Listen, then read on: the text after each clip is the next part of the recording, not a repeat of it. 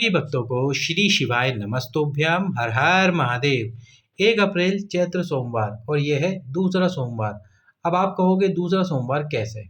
तो जैसे कि आपको अभी हाल ही में नया उपाय बताया था गुरुजी ने, जो कि मैंने भी आपको बताया है, 11 रुद्रों वाला उपाय, जो कि है दूसरी संतान के लिए। दूसरी संतान यानी कि मान लो आपको पहले एक संतान हो चुकी थी, अब 15 वर्ष बीत गए, 10 वर्ष बीत गए, 25 वर्ष बीत गए और संतान नहीं हो पा रही, तो आप ये 11 रुद्रों वाला 11 सोमवार का उपाय अवश्य ही कीजिए।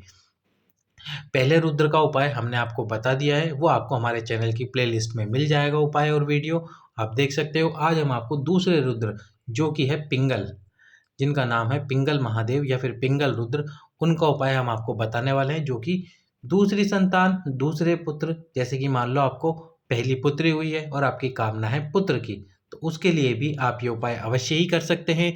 जरूर कीजिए दूसरे सोमवार और दूसरे रुद्र का उपाय।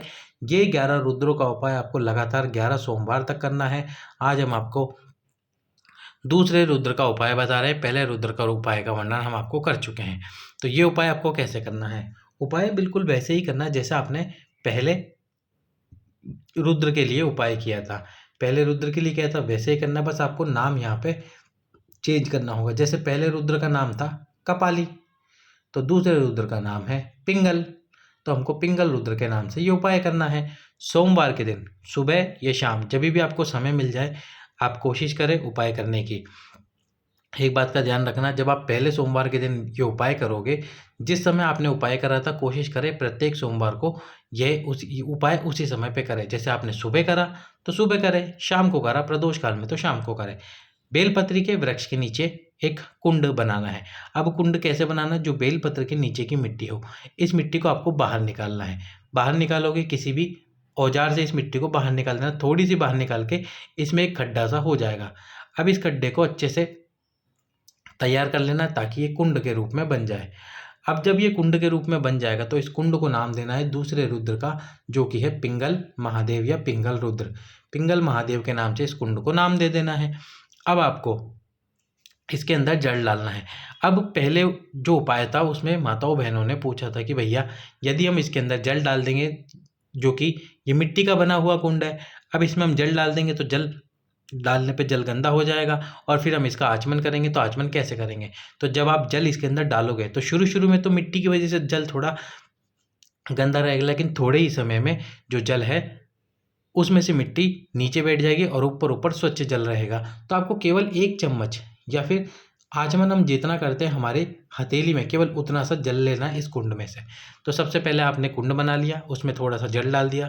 जल जब साफ हो जाएगा उसके बाद में, और इस कुंड को आपको नाम दे देना है पिंगल महादेव, अपनी दूसरी संतान के लिए पिंगल महादेव, पिंगल रुद्र के नाम से।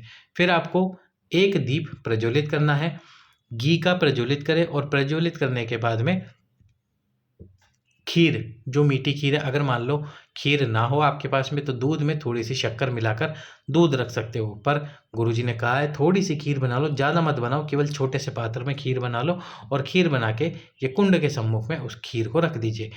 पिंगल महादेव से, पिंगल रुद्र से प्रार्थना कीजिए और उसके बाद में इसी कुंड में से थोड़े से जल का आचमन कर लीजिए। आचमन करने के बाद में आपको इस खीर को उठा लेना है। यदि माताएं बहनें उपाय कर रही हैं तो थोड़ा सा जल अपने पति के लिए भी निकाल ले इस कुंड में से, फिर ताकि आप जब भी वो आपके सम्मुख में आए या आपके साथ ही पूजा कर रहे हैं तो उसी समय पे पी ले, या फिर जब आपके सम्मुख में आए तब आप वो जल इनको थोड़ा सा पिला दीजिए। उसके बाद में जब रात्रि होगी तब रात्रि को सोते समय, सोने से पहले ही आपको ये जो खीर आपने रखी थी पिंगल रुद्र के नाम से, पिंगल महादेव के नाम से, इस खीर को दोनों को आधा आधा बांट कर खा लेना है। बाबा से प्रार्थना करनी है। गुरुजी ने कहा है यदि आप ये उपाय करते हो तो 11 सोमवार से पहले पहले ही चौथे या 5वें सोमवार में आपको खुशखबरी प्राप्त हो जाएगी।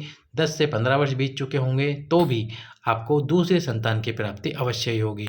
तो ये थे 1 अप्रैल 2024 दूसरे सोमवार का उपाय।